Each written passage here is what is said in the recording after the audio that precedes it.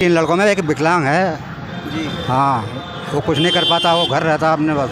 तो उसको जो विकलांग सर्टिफिकेट बना हुआ है, क्या कुछ लाभ मिलता कुछ है? नहीं मिला, ना हमारा साबित टिकट बना उसका, ना कुछ बना।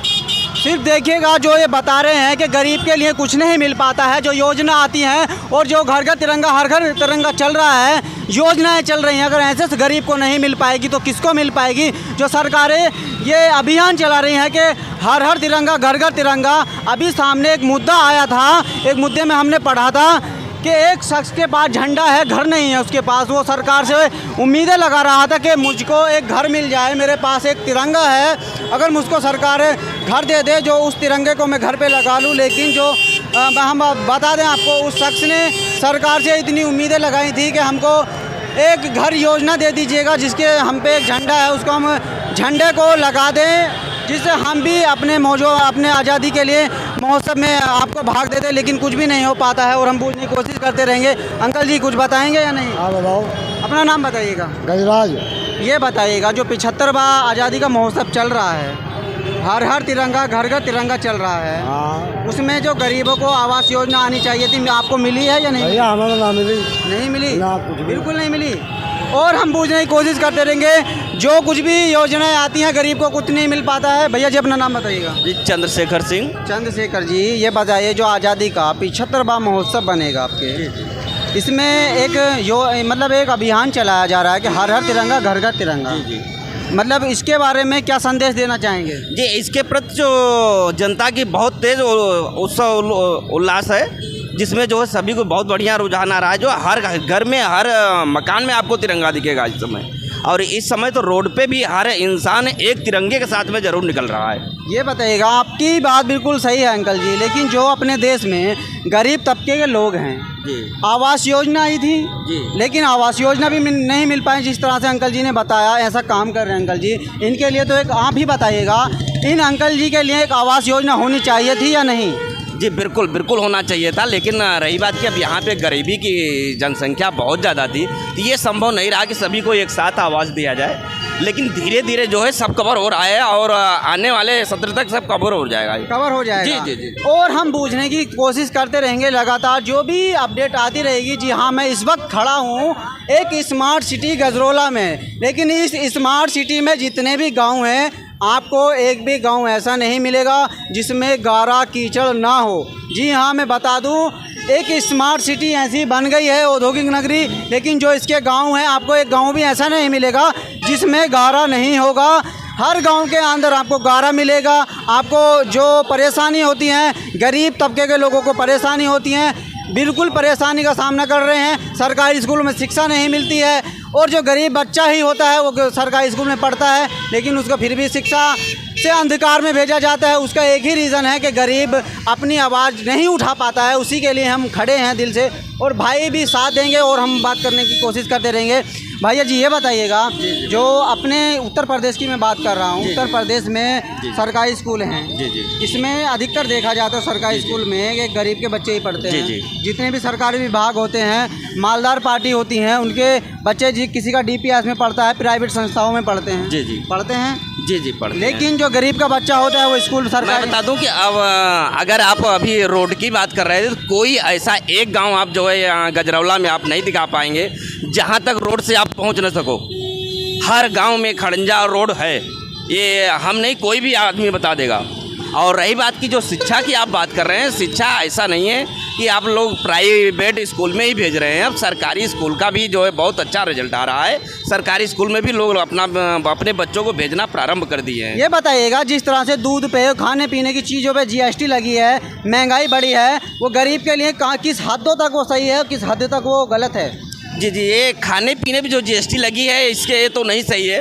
बहरहाल के खाने पीने, दूध पे इस वक्त GST नहीं लगना चाहिए, जो कि डेली का जो यूज है हम लोगों का, उसके पर GST तो बाहर होना चाहिए। ये बताइएगा, जो आपने जिस तरह से बताया, और जो गरीब जो कहीं मजदूरी करता है, वो 500 रुपये से घटकर 300 साढ़े 300 पे आ गई है, उसके बारे में भी तो सरकार को सोचना चाहिए था या नहीं? जी जी, नहीं, उसके लिए भी तो प्राविधान है भाई, कि अगर कहीं पे ऐसा है कि अगर किसी को 500 रुपये के नीचे अगर मजदूरी कराया जा रहा तो लेबर कोर्ट में जाए हो, ऐसा तो नहीं है। लेकिन अगर कोई करता, मैं बता दूं, किसी भी इंसान को अपने घर से बाहर निकल के देखने की ज़रूरत है। नहीं, मैं तो चाहूँगा, मैं बता दूँ, गरीबी और अमीर खाली दो ही लक्षण है भाई। मैं चाहता हूँ मुझे 200 रुपये मजदूर मिल जाए। अगर करने के लिए तैयार हैं तो ऐसे लोग कर रहे हैं। इसका एक ही कारण हो सकता है, जिस तरह से आप बता रहे हैं कि मजदूरी पे, क्योंकि जो जनसंख्या बढ़ रही है, काम नहीं मिल पा रहा है। 500 की जगह 300 पे आदमी काम करने के लिए तैयार है। उसका एक ही रीज़न है कि काम नहीं है। काम ना होने की वजह से जो ज़्यादा पब्लिक है वो सोचती है कि मुझको काम मिल जाए, लेकिन वो कम दरों में ही उसको काम को करने के लिए तैयार हो जाते हैं। कहीं बिल्कुल बिल्कुल, ये भी वजह बन रहा है कि भाई कहीं पे मजदूर जो है, आप किसी के पास में काम नहीं है तो 500 मजदूरी है लेकिन 250 रुपये में चला जा रहा है। जी हाँ, हम आपको बता दें, पल पल के अपडेट के लिए बने रहिएगा हमारे साथ। इस वक्त मैं मौजूद हूँ गजरौला में। जो भी बात देख रहे हैं उनसे रिक्वेस्ट करेंगे वीडियो ज़्यादा शेयर करते रहें। जय हिंद, जय भारत। इन्होंने अपनी गाड़ी के ऊपर तिरंगा लगा रखा है। इससे ये उद्देश्य निकलता है कि इनको अपने देश से बहुत प्यार है। जी हाँ, मैं बात कर रहा हूँ यहाँ पे, और ये हैं सामने, ये सब्जी पे एक झंडे को लगाकर अपने देश से इतना प्यार करते हैं कि उसका एक जो उदाहरण है वो आपको दिखा रहे हैं। क्या कुछ है, मैं हम पूरा पूछने की ज़रूरत है नहीं है, जो सीधा सामने आपको दिख रहा होगा तस्वीरों में, वो आपको दिख रहा होगा कि आखिरकार किस तरह से, चाहे गरीब हो या अमीर हो, वो अपने देश से कितना प्यार करता है। जी हाँ, ये सब्जी की दुकान है और इसके ऊपर तिरंगा लगा हुआ है। भाई से हम बात करेंगे। भाई जी, अपना नाम बताइएगा। मोनू। मोनू जी, ये आप सब्जी बेचते हैं, इधर आ जाइएगा, इधर आ जाइए। सब्जी बेचते हैं, आप अपने देश से प्यार करते हैं, झंडे को आपने लगा रखा है। जी, प्यार करते हैं। जी, ये बताइएगा आपके कितने बच्चे हैं? एक बेटी है। एक बेटी है। ये बताइएगा, वो पढ़ने जाती हैं नहीं? हाँ, पढ़ना जाती है। सरकारी स्कूल में या प्राइवेट में? सरकारी में। सरकारी में जाती हैं। जी हाँ, जिस तरह से हम आपको बता रहे हैं, हमने 2-3 से और बात करी है, और सिर्फ हम जो बात करते हैं वो मिडिल फैमिली से ही बात करते हैं, क्योंकि हम किसी अमीर से बात नहीं करते हैं। अब इस बंदे के अंदर आप जुनून देखिए कि अपने देश से इतना प्यार करते हैं, झंडे को अपने साथ लेकर ये घूम रहे हैं। लेकिन बात कर लें, इनको जो सरकारी स्कूल है उसमें अपने बच्चे को पढ़ाना पड़ रहा है। उसी का एक उदाहरण है कि इनके पास, हम बात कर लेते हैं कि मनी नहीं होगी, पैसा नहीं होगा। जो जितने भी बड़े और भ्रष्टाचारी लोग इस देश में हैं, या तो उनके बच्चे DPS में पढ़ते होंगे या फिर बड़ी बड़ी संस्थाओं में पढ़ते होंगे। जितने भी गरीब हमारे देश में आते हैं, हम भी मिडिल फैमिली से ही हैं, तो सरकारी स्कूल में अपने बच्चे को पढ़ाने का उनका मुख्य उद्देश्य नहीं होता, लेकिन फिर भी सरकारी स्कूल में पढ़ाते हैं ताकि इनका बच्चा सरकारी स्कूल में पढ़ सके। लेकिन सरकारी स्कूल की ऐसी स्थिति होती है जिसमें शिक्षा नहीं मिलती, सिर्फ बच्चे को खिचड़ी खिलाई जाती है। और भी हम कुछ बूझने की कोशिश करेंगे। भैया जी, ये बताइएगा, जो सरकार से आवासीय योजना आई है, आपको आवासीय योजना मिली है या नहीं मिली है? अभी इसी बार बच्चे का एडमिशन हुआ है, अभी कोई सुविधा नहीं मिली।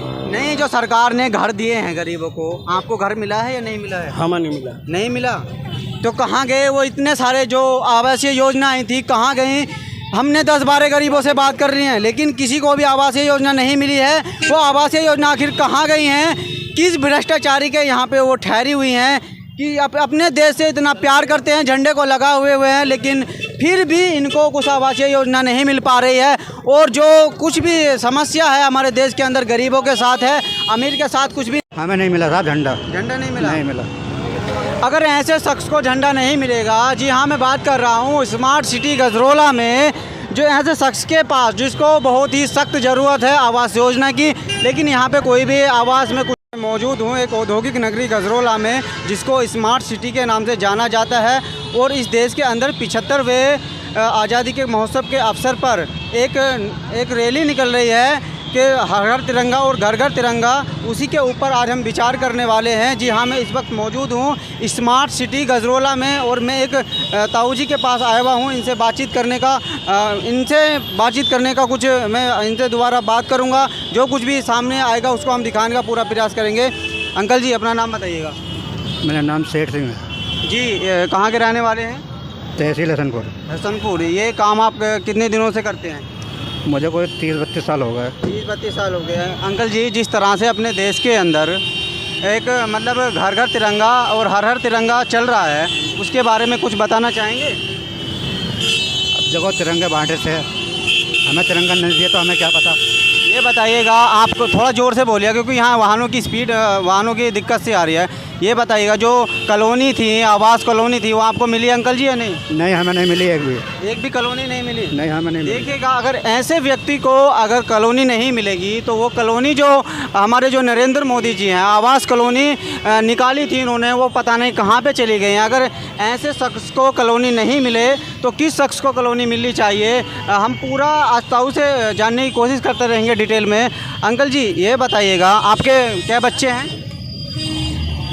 मेरे पास 3 लड़के हैं। 3 लड़के हैं। ये बताइएगा, जो आपने उन्हें पढ़ाया है, सरकारी स्कूल में पढ़ा है या प्राइवेट में? सरकारी में पढ़ा रहा है, प्राइवेट को कहाँ पैसे आ रहे हैं हमारे पास? जी ये बताइएगा, सरकारी में पढ़ाया है आपने, तो ये बताइए सरकारी में सिर्फ एक ही वजह से तो पढ़ाया कि उसमें जो प्राइवेट कॉलेज हैं उसमें फ़ीस ज़्यादा है, समझ रहे ना? और सरकारी स्कूल में अपने बच्चे को पढ़ाया तो ये बताइएगा, जो सरकारी स्कूल हैं उसमें शिक्षा तो अच्छी मिलती नहीं है, लेकिन फिर भी आपने पैसों को देखते हुए एक सरकारी स्कूल में अपने बच्चे को पढ़ाया। हाँ, पढ़ाया। लेकिन जो अपने देश के अंदर ज़्यादा किल्लत आ रही है कि नौकरी नहीं मिल रही है ना, नौकरी नहीं मिल रही है। और जी ताऊ जी को एक आवास योजना भी नहीं, आवास योजना जो चलाई थी उसमें आवास घर भी नहीं मिल पाया है। और ताऊ जी अपना जीवन चलाने के लिए ये काम कर रहे हैं जो आपको दिख रहा होगा। और हम अंकल जी से